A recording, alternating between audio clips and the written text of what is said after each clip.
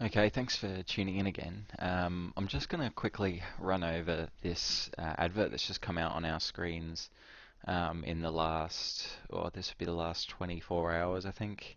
It's the first anti-gay marriage advertisement that's just aired in Australia. It doesn't really have a lot of relevant information about anything really. It's sticking very much so to the conservative, opinionated side of the argument. So we'll have a quick look at it. It's really fear-mongering, especially what this lady says at the start, which actually has no relevance to the same-sex marriage debate. I mean, if you're sort of grouping all these people together, the LGBT people together, then you might find some relevance, but they're really, it is a very diverse group, and they're sort of blanketing a lot of uh, speech and ideas together. So we'll just have a quick look here. School told my son he could wear a dress next year if he felt like it. When same-sex marriage passes as law overseas, this type of program become widespread and compulsory. Kids in Year 7 are being asked to role play being a same-sex relationship. You can say no. You know what I find about this to be the most, I guess, the most obvious thing that they're not really addressing is that they're not enforcing this. They're not making it. They're not making it necessary. They're not forcing people to be gay. Is pretty much what I'm trying to say. They're not.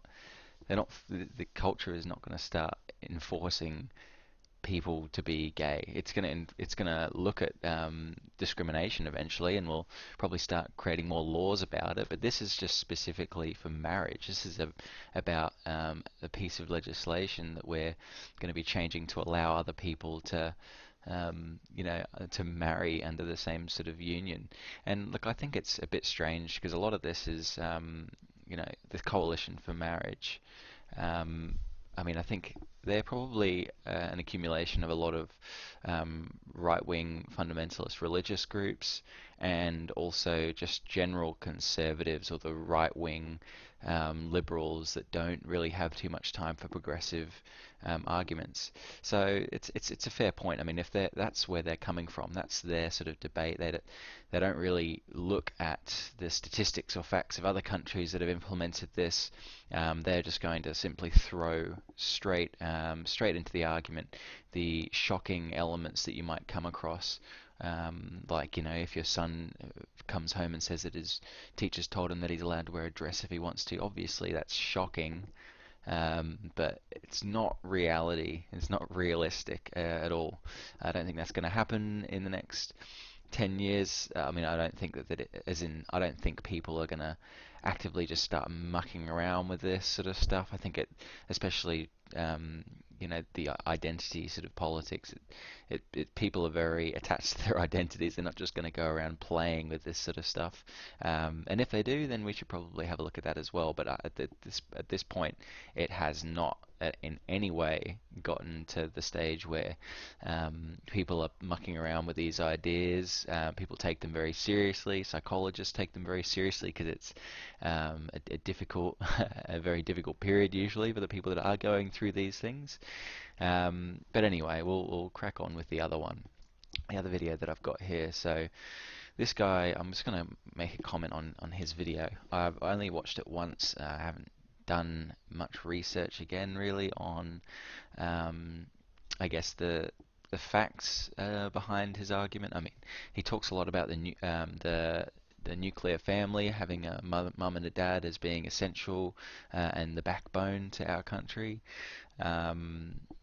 which is a bit strange. Again, I don't really see the correlation as well as he does. I think that's something that we can maybe look at talking about here, but we'll just see how this goes. This guy's trying to sort of make or turn light onto the fact that people that vote no are automatically demonized.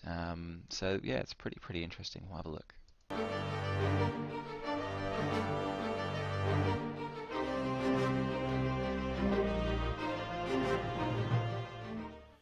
Hello everyone and welcome to Vera Media. Today I'm going to be sharing my thoughts on the upcoming same-sex marriage vote to be held in Australia. Now, I want to make something clear. If someone supports traditional marriage over the idea of same-sex marriage, it does not make them a bad person. I wanted to open with this because it is so frustrating and so common to hear that anyone with genuine concerns or doubts over same-sex marriage is almost immediately labelled as homophobic, bigoted, or even a right-wing fascist. I guess we should look at what he defines as a traditional family, because I don't really agree with the traditional family or the traditional marriage being, it's not very well held up. And I think he does cover this a bit later on. And but realistically, if we're looking at traditional families with traditional morals and traditional values as the norm, then you'd expect a society that wouldn't allow such things as divorce to even occur, because you'd want that traditional stability that he's referring to. But without that traditional stability being blanketed for everyone, then clearly there are, there are reasons why this traditional aspect of it is not as relevant anymore. I understand that marriage is a Christian, well, it is traditionally Christian word. I mean, that's the English version, but marriage has been in pretty much every culture. So we can't look at the word, well, do we have to start looking at the word traditional? What does he mean by that? Because there's a lot of other cultures out there, particularly ancient cultures, like let's say the Hindus or the Native Americans, or let's say even the Aboriginal people in Australia. They have people in their societies that diverge from the norm. They have had people in their society that have diverged from the norm for thousands of years. Traditional is not the right word really to be using in this argument, because it's not really validated by history. It's validated by a part of history that other countries tend to look at as well. Like we don't seem to be, the no vote doesn't seem to be actually looking at these other valuable aspects of history that have shown that they are, people that are in the LGBT community are relevant, and they are, as much a part of our society as anyone else. So traditional family, I don't really agree with that. Divorce rates are high. That's unfortunate, but this old idea through traditional religious, I guess, traditional religious practices is not is not is not correct in religious terms. It's only correct in Christian terms, and some other religions as well that are actually more the newer religions are the guys that are usually trying to keep this sort of binary relationship in marriage. So we'll keep listening a bit. This is wrong and a dangerous attitude to take into any big discussion like this. Now, most people would agree that a vast majority of same-sex attracted people are hard-working and law-abiding Australian citizens, and to be honest, how they choose to live their personal life is their own choice, and no one's really questioning that. But A lot of people will say that it's not a choice, so that's just something interesting to put in there, I guess. Bit of a misunderstanding, maybe.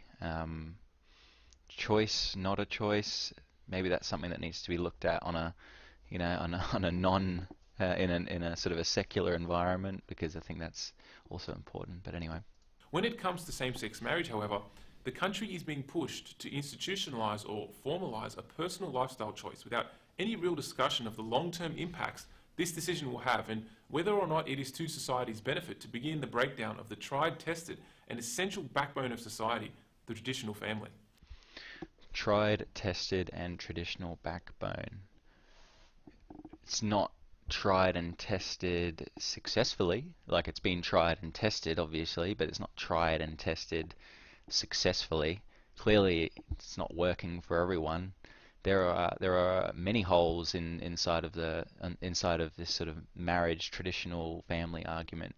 If you look at abusive relationships, for instance, that's in a traditional sort of family, I guess, and there are plenty of other problems that are associated with traditional marriages, domestic violence is just a huge one. Um, Women not being able to be independent and learn the rules of learn the rules of the world, like, being able to have like a bank account and, understand how to pay bills. Like, there are a lot of women out there, especially older women, that when their husbands die, they can't actually function. They can't do anything in society. They're very much disassociated from from ways to support themselves.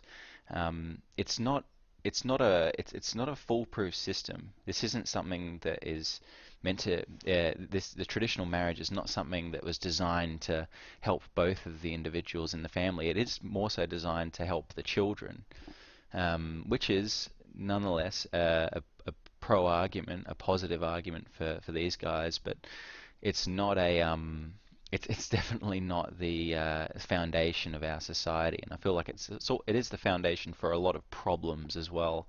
And I don't think stopping people of the same sex going into these sorts of arrangements is going to have any significant change to that dynamic either.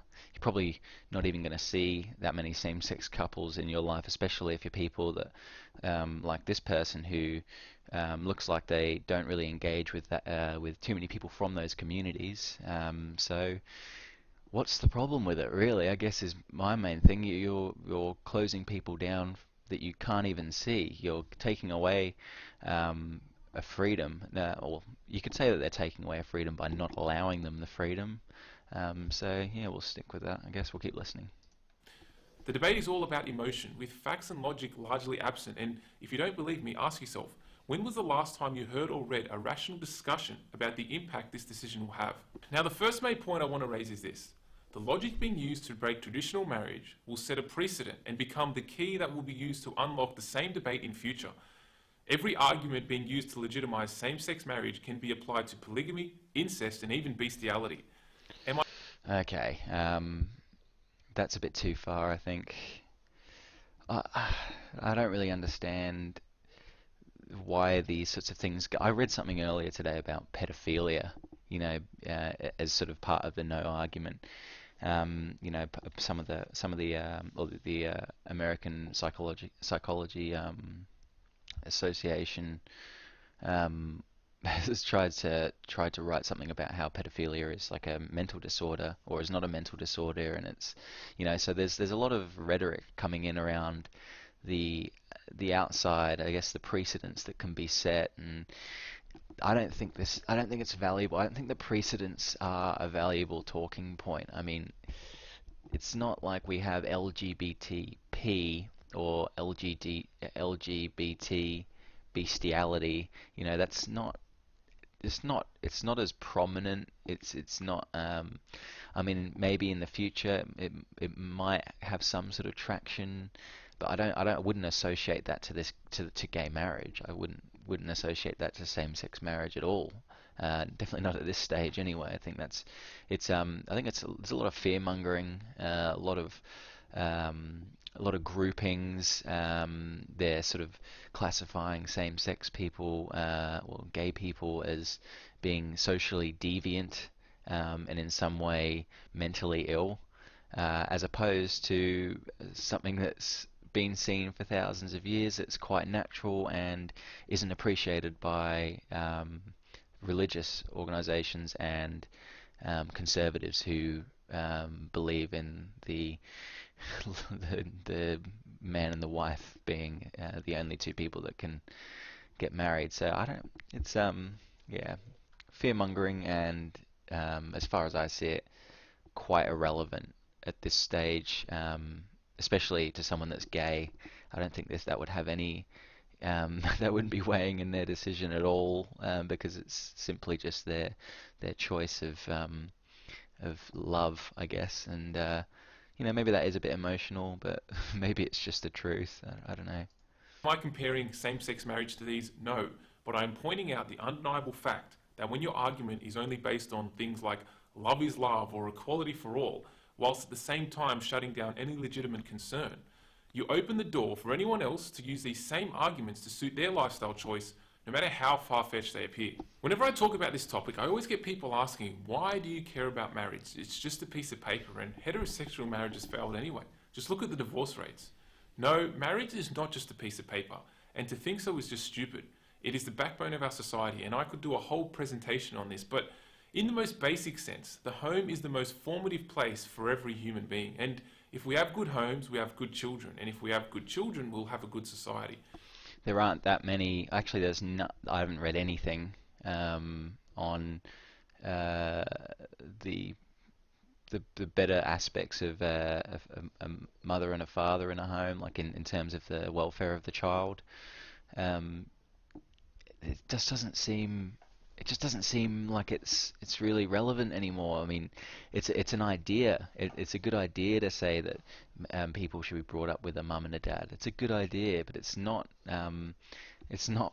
If we're trying to protect against that, then why don't we protect against single parents from having their child by themselves? Because obviously that's got to be a bit damaging as well. If this guy's going on about how we should have a mum and a dad. I don't see where they're really going with this sort of protective instinct, because it's not covering all the bases. That this is only something that's come up as soon as we started talking about gay marriage. It didn't come up years ago when the divorce rate started shooting up. So yeah, that's an important point. And I believe, along with history, science, and common sense, that the best home for a child to be raised in is one with a father and a mother. History, science, and common sense. Common sense, conservative sense. I don't think that's relevant. History is a very small part of history. Maybe I think a lot longer ago it was more acceptable for these sorts of things to occur. So what sort of history are you talking about, I guess? And also science hasn't proven anything along those lines. Nowadays, since about the early 2000s, I think, when someone goes into therapy and they tell the therapist that they are potentially a homosexual, or be it any part of the LGBT spectrum, the most obvious option now is to affirm their feelings and give them a space where they can try and explore these ideas without getting pushed down into something that they would definitely not prefer, like um, a heterosexual relationship. So if that's understood, and we don't need to have any more debate about that now because that's already been evaluated, then surely it's about time for us to legislate these sorts of things into existence so these people can live a normal life, I guess. That's probably you think that would be the most obvious progression, but yeah, apparently not. Yes, divorce rates are high, and yes, marriage and family is not upheld as it once was, but that does not mean we should discard it as worthless and useless, and then open the door to further eroding it based solely on not wanting to hurt someone's feelings or false ideas of equality. Now, I understand that what I'm saying may be offensive to some people, and that's not my intention, but we are all entitled to our own opinion, and It's not offensive. Like, I don't think what he's saying is offensive. I think it's just opinionated, and it's not really any. There's a lot of tradition that he's sort of following that doesn't really have a lot of relevance in a lot of other cultures, and he's just sort of blanketing everyone and telling, and sort of telling everyone that obviously we're having a vote, and that's what we're going to determine, whether or not Parliament should or shouldn't vote for it. So that's, it is sort of a fair debate. But when he says, I don't want to offend anyone, then it seems like he's aware that he's offending people. I'm not being offended by this. I'm just sort of a bit astonished that he's that he even has a following of people that accept some of these ideas without sort of thinking about how much of an impact this is going to have on someone's life. We're sort of questioning someone's identity. We're taking it and we've put it on the table, and people are denying that it even exists. Yeah, it seems a bit Seems pretty archaic. It seems a bit not really offensive. Is it? It's just you're denying. It's just a bit obnoxious.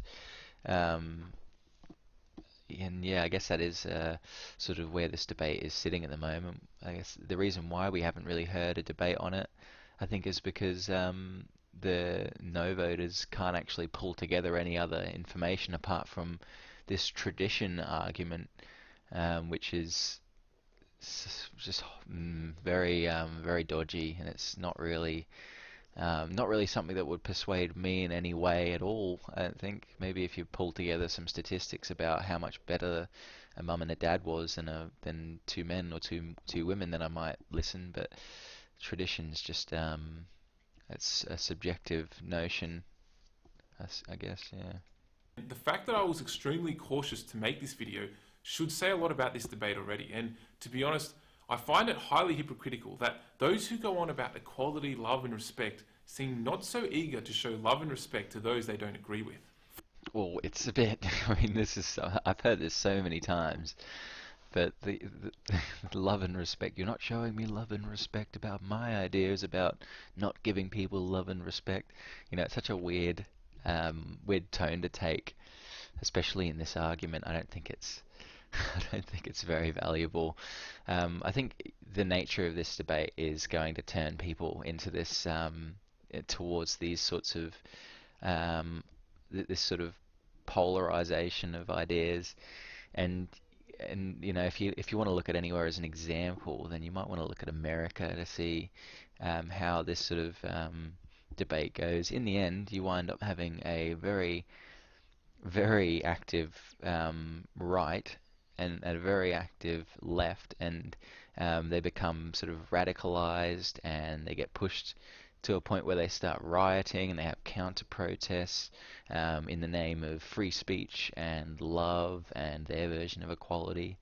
So it's sort of like an endless cycle. I don't think anyone's really going to win this argument. I think this should be really left to the scientists and the maybe the sociologists and the people that look at ethics to actually hammer out the details of what's going to happen, and then they should provide that information to the public, rather than leaving basically a large portion of our population that doesn't really understand how to research things to sort of have to look at this sort of information and my sort of information to gauge what's right and wrong.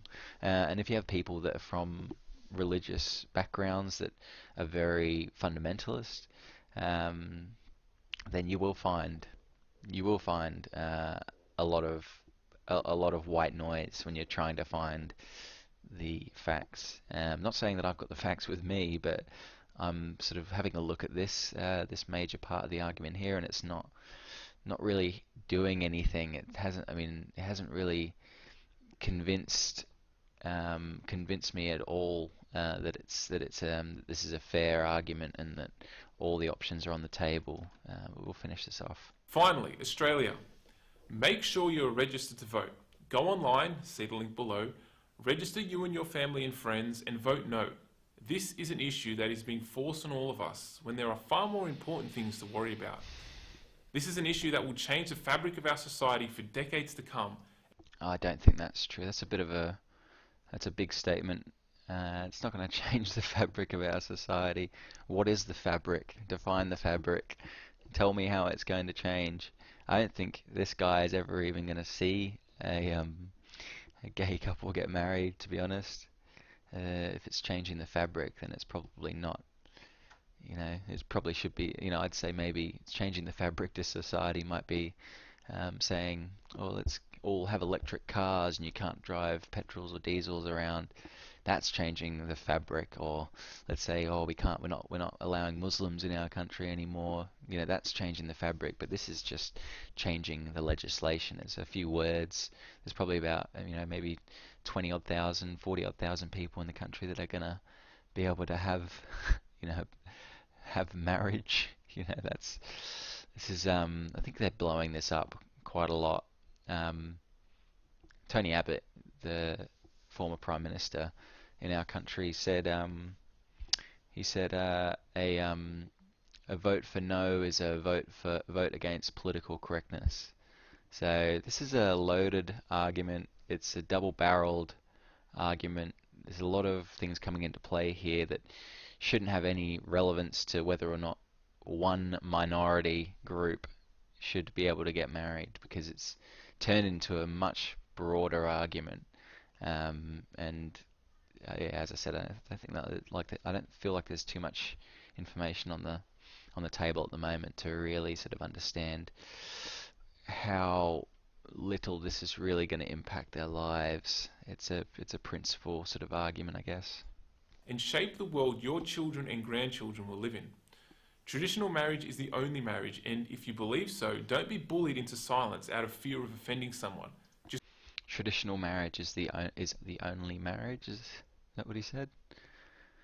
Okay then. Well, I mean that's all he really needs to say to sort of back up his point. That's it. I think that's all really that can come out of this. The no vote is for traditional marriage, and all of its great aspects, including divorce and single parenthood. So wonderful. just vote no. Okay. So overall, I think this is a very difficult, very difficult argument, very difficult idea for people to come across if they're not very aware of it. The adverts aren't really helping. They're trying to grab in as many people as possible to um, to vote for something that they're not really that well educated on. If people disagree with transgender people, they're probably going to now disagree with marriage equality or same-sex marriage.